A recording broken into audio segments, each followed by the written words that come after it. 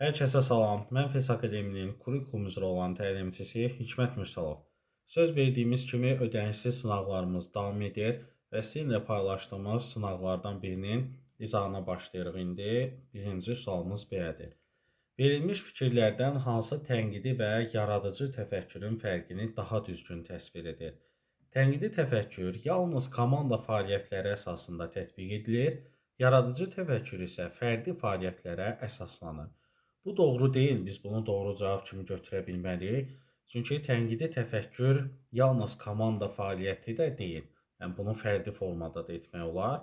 Eynilə yaradıcı təfəkkür də fərdi olmaya da bilər. Məsələn, elə üsullar göstərə bilərik ki, onlar kollektiv fəaliyyətdir və yaradıcı təfəkkürün inkişafına yönəlib. B variantı tənqidi təfəkkür yeni ideyaları və fikirləri təkmilləşdirməyi, yaradıcı təfəkkür isə fikirləri təhlil və interpretasiya etməyi formalaşdırır. Demək olar ki, tərsinədir. Tənqidi təfəkkürdə siz ideyaları təhlil edə bilərsiniz, amma yaradıcı təfəkkürlə yeni ideyaları təkmilləşdirərsiniz. Ona görə izahı tərsinə yazılıb. Yaradıcı təfəkkür subyektiv qiymətləndirmə və fikir mühakimə etmə bacarıqlarını tələb etdiyi halda, tənqidi təfəkkür isə qərəzli və obyektiv analizə əsaslanaraq fəaliyyəti qurmaqdır. Bu da demək olar ki, tərsinə yazılıb, çünki tənqidi təfəkkürdə qərəzli yanaşmaq deyil, ümumiyyətlə qərəzsiz yanaşmaqdır. Çünki obyektiv olan halı budur. Bir də yaradıcı təfəkkürdə fikri mühakimə etmək. Məsələn, bu da səhvdir, çünki bunun özü də tənqidi təfəkkürə aiddir. Tənqidi təfəkkür daha çox bizdən isbat istəyir, dəlil istəyir, fikir əsaslandırmaq istəyir. Ona görə bu yaradıcı təfəkkürdən əslində daha rahat seçilən bir şeydir. Tənqidi təfəkkür verilmiş məlumatları analiz edərək daha dərindən qavramağı təşviq edir. Lakin yaradıcı təfəkkür isə əldə edilmiş məlumatları mühakimə etmədən olduğu kimi qəbul etməyə istiqamətləndirir. Tənqidi təfəkkür haqqında doğru söyləsə də, məlumatları analiz etməyi, daha dərindən qavramaq, amma yaradıcı haqqında olan isə doğru deyildi. Mühakiməni, daha doğrusu məlumatı mühakimə etmədən qəbul edir. Bax, bu səhvdir. Qalır Y variantı. Yəqin ki, doğru cavabımız budur. Tənqidi təfəkkür əldə edilmiş informasiya üzərində daha dərin düşünərək, onu əsaslı və əsassız olmasını sorğuluyur. Yaradıcı təfəkkür isə əldə edilmiş informasiyanı yenidən təşkil edərək daha da təkmilləşdirməyə çalışır. Bəli, yəni yeni ideya axtarışında olur. Bax, bu artıq fərqi doğru izah elədi. Həqiqətən tənqidi təfəkkürdə biz deyirik ki, əsaslı və əsassız fikirləri bir-birindən fərqləndirir. Yaradıcıda da deyirik ki, daima alternativ əlavə informasiya, əlavə ideya axtarışındadır. Ona görə Y bəndi bu sualın doğru cavabıdır. Baxırıq ikinci sualımıza. Biologiya dərsində müəllim şagirdləri iki qrupa ayıraraq dəri geyimlərin heyvan dərisindən hazırlanmasının doğru olub-olmaması barədə araşdırma tapşırığı verir. Qruplar həm lehinə, həm də əleyhinə faktları toplayıb, qarşı tərəfin arqumentlərinə əsaslı cavablar hazırlamalıdır. Sizcə, doğru addım hesab edilirmi? Belə bir sual təqdim edir. Hər iki qrupa bildirir ki, hər kəs öz mövqelərini əsaslandırmaq üçün faktlar, sübutlar gətirməli və qarşı tərəfin fikirlərinə qərəzsiz formada cavab verməlidirlər. Bu fəaliyyəti həyata keçirərək müəllim şagirdlərin arqumentlərlə fikir bölüşmələrini və fikri müdafiə etmə bacarıqlarını inkişaf etdirmiş olacaq. Verilmiş situasiyada müəllimin istifadə etdiyi strategiyanın adını müəyyən edin. Təbii ki, burada iki tərəf var və bir-birinə qarşıdırlar. Biri bunu təsdiqləyir, biri bunu təkzib edir. Üstəgəldə görürük ki, isbat, fikir əsaslandırılmasını, münasibət bildirilməsini, arqument gətirilməsini tələb edən bir üsuldur və burada fikri müdafiə etmək. Bax, mən bunu dərs izahında, həmişə video izahlarda bildirirəm ki, fikrin müdafiə sözü ancaq demək olar ki, debat üsulunda var, digər üsullarda yoxdur. Ona görə S bəndini götürürük, debat olur doğru cavabımız. Növbəti sual. 7-ci sinif şagirdi Aydanın disleksiya problemi olduğuna görə o oxu tapşırıqları zamanı çətinlik çəkir və bu probleminə görə özünü digər şagirdlərdən fərqli hiss edir.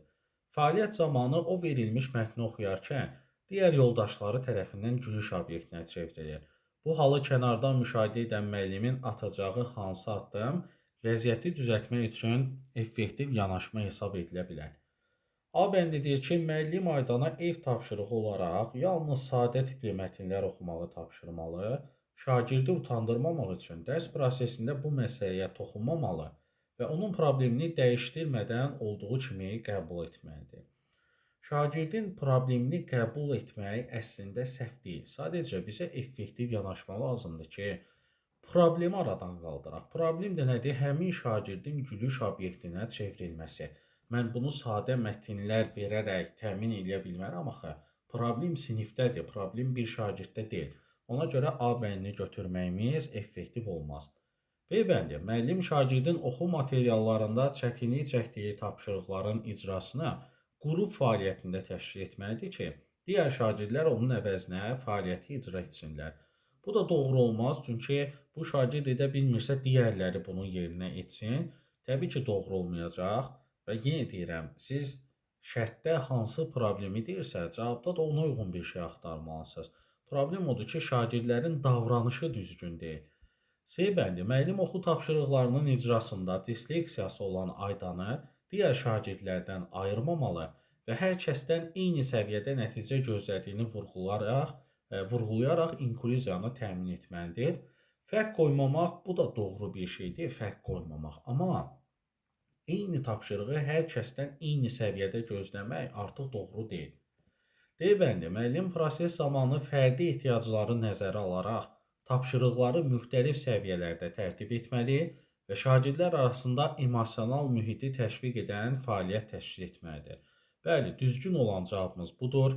D variantı verilmiş cavablar arasında ən idealı idi. Çünki fərdi ehtiyaclar nəzərə alınır. Necə?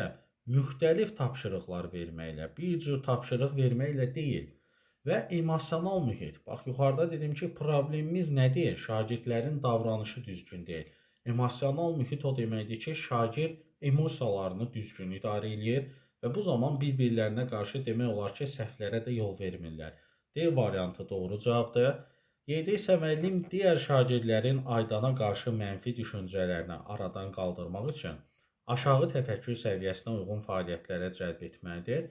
Ümumiyyətlə, biz heç bir təfəkkür səviyyəsini seçib deyə bilmərik ki, ancaq bununla işləyin.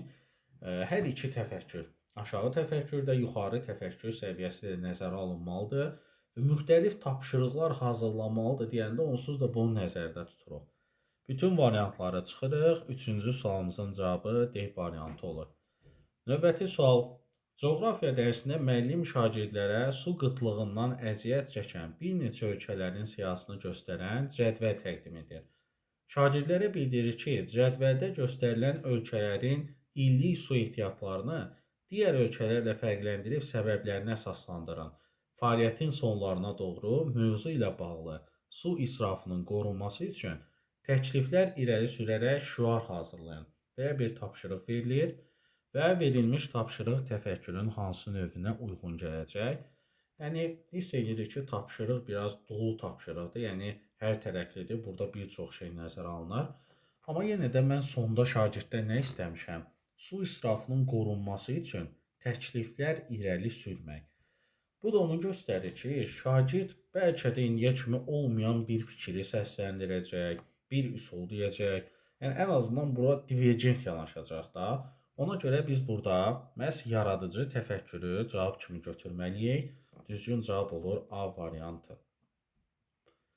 Növbəti sualımız. Elmar təlim silahı ilə 100 metr məsafədə yerləşdirilmiş şərti işarələrdən ibarət düşməni hər üç atışda dəqiqliklə vura bilir. Verilmiş mühakimədə bu şagirddə Howard Gardnerin hansı intellekti, yəni çoxnövlü intellekt nəzəriyyəsinə görə hansı intellekt daha yaxşı inkişaf eləyib? Əlbəttə ki, məkan vizual, yəni hədəfi vizual olaraq təsəvvür eləmə, onu düzgün nişanlama, ona görə məkan vizual ola bilər, bəli, görüntü olduğu üçün. 6-cı sualımıza baxırıq. Ali məktəbə daxil olmaq üçün hazırlığa gec başlayan Nuranə vaxt darlığından əziyyət çəkir, testlərini tamamlamaq üçün saat müəyyən edə bilmir. Hazırlıq və məktəb tapşırıqlarını yerinə yetirmək üçün doğru cədvəl qura bilmir. Bununla yanaşı ailə daxili problemlər və digər işlər onun vaxtı düzgün bölüşməsinə mane olur. Verilmiş mühakimədə həmin şagirdin hansı düşünmə forması təfəkkürə görə zəif inkişaf eləyib? Əlbəttə ki, burada sistemli düşünmək daha uyğun cavab olar. Çünki mən həmişə demişəm ki, əgər bir situasiyada sizə müxtəlif anlayışlar sadalayırsa, onlar arasında əlaqə qurursa, bu sistemli düşünmə olar. Çünki ardıcıl düşünmə çox sadə olacaq. Sadəcə orada addım alqoritm olacaq. Başqa da heç bir əlaqə yoxdur. Amma sistemli düşünmədə, bəli, ümumiyyətlə sadə dildə biz desək ki, sistemli iş görən insan necə olur? Bir çox şeyi eyni anda eləməyi bacarır da. Burada da söhbət bundan gedir. Hazırlıq, məktəb tapşırıqları, testlər, daha sonra vaxtın düzgün idarə olunması, bunlar arasındakı əlaqə təbii ki, sistemli düşünməni şagirddən daha çox tələb eləyir. 7-ci sual. Coğrafiya dərsinə müəllim şagirdlərə daha çox inkişaf etmiş ölkələrin turizm imkanlarını, ən çox turist qəbul edən ölkələrin gəlirlərini və onların inkişaf perspektivlərini müəyyən edib proqnozlar vermələrini tapşırır. Verilmiş tapşırıq Howard Gardnerə görə hansı intellektə malik uşaqlar üçün daha maraqlı olacaq? Bəli, söhbət burada inkişaf perspektivlərini müəyyən edib proqnoz verməkdən söhbət gedir. Yəni burada da sistemli düşünmə lazımdır. Burada da məlumatlar arasında düzgün əlaqə qurmaq lazımdır. Bu cür əlaqəni anlayan, bu cür düzgün düşünən, düzgün mühakimə gətirən insan məntiqi riyazi intellektə sahib olmalıdır. Məsələn, digər intellektlərin adını çəksək, o tapşırıq, bu tapşırıqda xüsusi hansı gücünü göstərə bilər ki? Amma məntiqi riyazi intellektin düşünmə formasının özü belə buna uyğun gəlir. Bu tapşırığa uyğun gəlir, bəli. 8-ci sual. Müəllim şagirdlərə yol hərəkəti qaydalarını keçdikdən sonra onlara əyani materiallar hazırlayıb təqdim edir. Daha sonra onlara bir neçə yol qaydalarının nümunəsini göstərərək mənasını izah edir və bildirir ki, bu nişanlardan istifadə edərək yolu nə zaman, necə keçmək lazım olduğunu əyani material üzərində göstərin. Verilmiş tapşırıq biliyin hansı növünə uyğun gələcək? Əlbəttə ki, biz nəyinsə izah eləyiriksə, ümumiyyətlə gedişatdan danışırıqsa, nəyi necə etmək lazımdır? Necə sualı bizə bir istiqamət verir ki, sən bu işin gedişatını, yolunu, üsulunu bilməlisən. Bu da bizi aparır, çıxarır prosedural biliyə, düzgün cavab olur. A bəndi prosedural bilik. 9-cu sualımız uyğunsuzluğu müəyyən edin. Səhv olanı axtarırıq. Fundamental elmi konsepsiyalar, nəzəriyyələr, metodlar haqqında məlumatlı olmaq, riyazi, elmi və mühəndislik kompetensiyasında verilib. Əslində doğrudur. Çünki elmi konsepsiyalardan söhbət gedir deyə, bəli, əlbəttə ki, elmi kompetensiyada olacaq da. İdeyaların reallaşdırılması üçün müxtəlif kontekstlərin, imkanların olduğunu bilmək, həmçinin ideyaların yaranma yolları haqqında məlumatlı olmaq. Amma burada nə yazılıb? Rəqəmsal savadlıq. Rəqəmsal savadlıq, rəqəmsal texnologiyanın düzgün və səmərəli şəkildə istifadə olunmasına dair bilik bacarıqların məcmusudur. Amma burada ideyadan söhbət gedir, ideya toplamaqdan gedir. Ona görə B bəndi yanlışdır. C doğrudur. Dil və mədəniyyətin müxtəlif kontekstlərdə müqayisəsi, onların fərqləri haqqında məlumatlıq çox dil bilmək kompetensiyasında olacaq. Çünki dildən söhbət gedir. Əməkdaşlıq etmək, qarşı tərəfə inam, güvən hissi ötürmək və empatiya hissi ilə yanaşmaq şəxsi və sosial kompetensiyadır. Doğrudur. Bax, yadda saxlayın.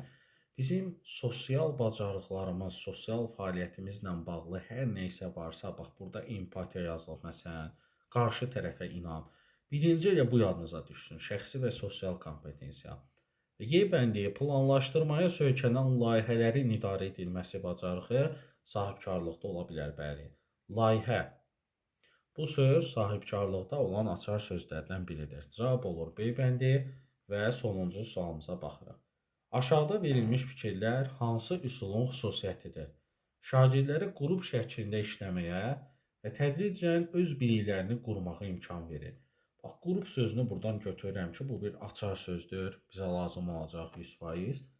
şagirdlərin bir-biri ilə müxtəlif konsepsiya və mövzuları paylaşmalarına, öyrətmələrinə kömək edən aktiv bir öyrənmə strategiyasıdır. Aktiv bir üsuldur. Yəni məsələn yazılı üsuldansa daha çox hərəkətli bir üsul olacaq bu. Bir də burada bax paylaşmaq sözü var. Bu da məncə bir açar sözdür və şagirdlərə faktları, fikirləri və ya cavabları başqa bir şagird ilə bölüşməyə 5 dəqiqə ərzində müzakirə etməyə icazə verilir. Yəni düşünüb yoldaşlarla paylaşmağa da vaxt verilir. Burada ya qartopu texnikası ola bilərdi, ya da ki, düşün, cütləş, bölüş, paylaş üsulu ola bilərdi. Ona görə cavabda qartopu olduğuna görə biz cavabı D-bəndi götürürük. Mən bunu həmişə demişəm, açar sözlərə mütləq siz fikir verin. Əgər paylaşmaq, bölüşmək deyirsə, çox vaxt bu iki dediyim üsuldan biri olacaq. Ya düşün, cütləş, bölüş, paylaş üsulu, ya da qartopası texnikası.